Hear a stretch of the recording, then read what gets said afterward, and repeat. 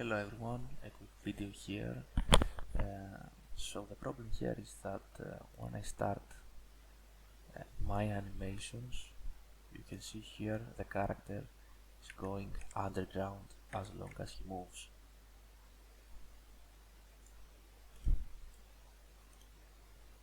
You can see here I have attached the animator in the character.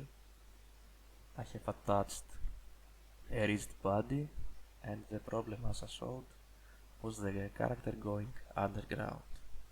So the solution here that I found is going to the animation,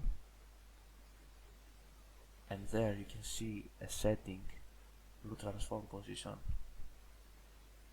and click bake into pose. When you do that, you can see that the character will not go underground again. His y-axis will be constant.